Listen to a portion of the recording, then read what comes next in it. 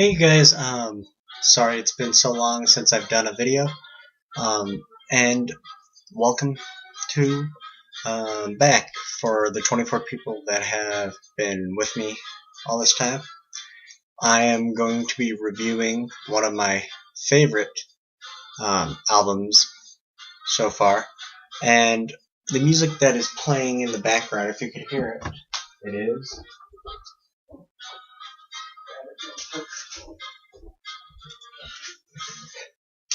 is Ballroom in Berlin. It's a jazz album.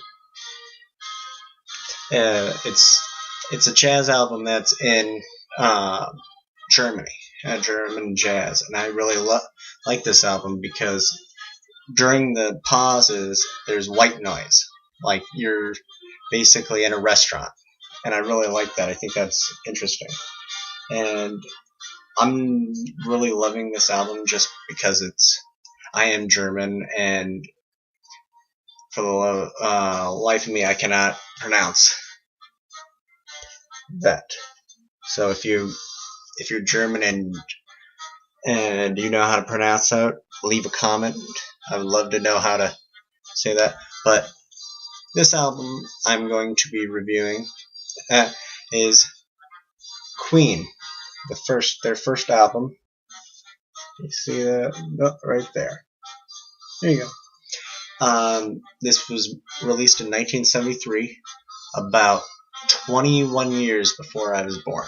So, and about 4 years before my brother was born. So, this doesn't have any of their main hits that, like your "We Will Rock You," "We Are the Champions," "Killer Queen." That would be on their future albums. But there is one major hit that I found that is "Keep Yourself Alive."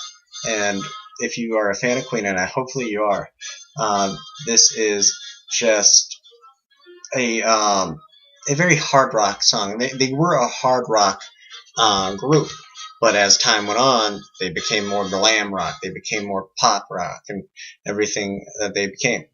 And for people that don't know what the song "Keep Yourself Alive," it's the show. It's basically the opening of all their concerts until 81 or around 80s, and it's just the song was a very vocal for Freddie Mercury, and unfortunately Freddie Mercury passed away in 91 due to back then they called it the AIDS virus, but now we just call it AIDS, and the whole album is just perfect. You could tell that they had something going for them that no other artist will be like them during this time. That they had such an amazing following, and they still have such an awesome following. It's like a cult. But the one thing I really like about this album is that the back. Look at that. It has all that, and it's just so amazing that I have gotten this. I've only seen this once. I've seen Queen 2. I've seen other Queen albums, and never the first one in person. You can find it on eBay. You can find it on Discogs. Of course you can, but it's not really fun if you go buy something online. If you're trying to buy something that you know you can't find, or like a reissue of it, then it's fine, I believe. But if you're looking for like an Elvis album or something like that, then I think that you should go to the store and get it. Try to find it. But yeah, the second song is "Doing All Right."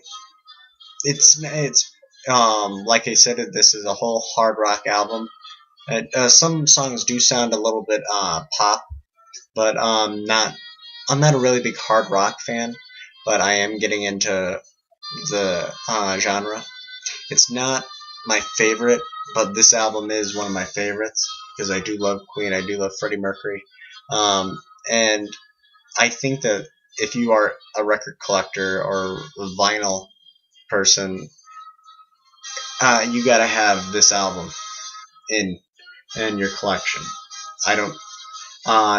There's other albums of Queen that you have to have, but um, like Innuendo, I heard that's a pretty big one, and um, anything of Freddie Mercury, I think that you should have. Even Mr. Bad Guy, even though that wasn't a success, it was a pretty big step for him, because that a lot of artists look to go solo and they can't make it, or they do make it and then it ends.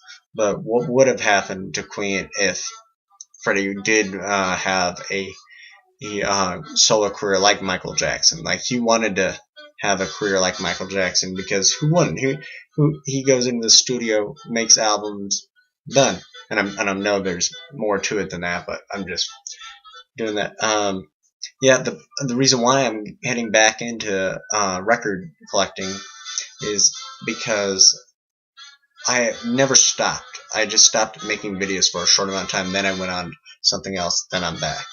So, and another reason why I came back is because my friend Rob, he is R Downey.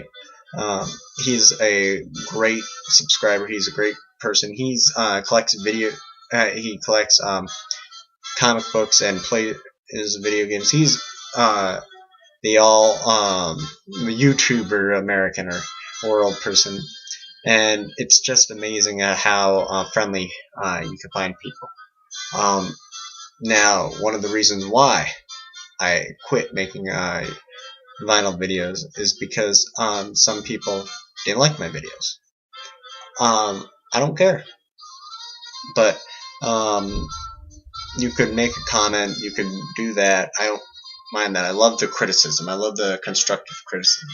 But when you message me and say that your videos suck,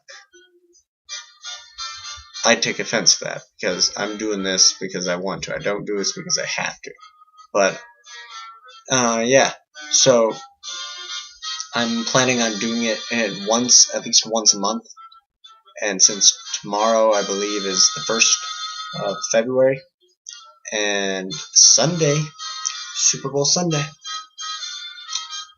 Broncos. I'm not a big football fan, but I have to support my home team, the Denver Broncos. So, and either way, it's going to be a good game, because we're going up against the #1 defense team, and they're going up against the #1 offensive team. So I think it's going to be a close game. And one last note on this album. I'm sorry that it isn't like my other review album. I'm just starting to get right back into it.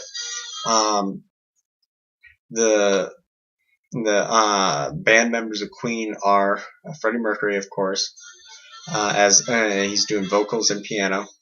Brian May, I love his guitar skills, piano and vocal, guitar, pianos, and vocals. And then Deacon John, bass guitar, yeah, and Roger Meadows Taylor, and he's in percussion and vocals. This was released, like I said, in 1973, 21 years before I was born, 4 years before my brother was born, and it's just an amazing album. If you like hard rock, I would highly suggest you get this. If you like Queen, this is a must in your collection. I bought this for a reasonable price, I thought. But yeah. So if you have any comments, questions, please feel free to drop them in the comment box. Subscribe to my channel, and I want to thank you guys for watching this video, and see you next time. Bye.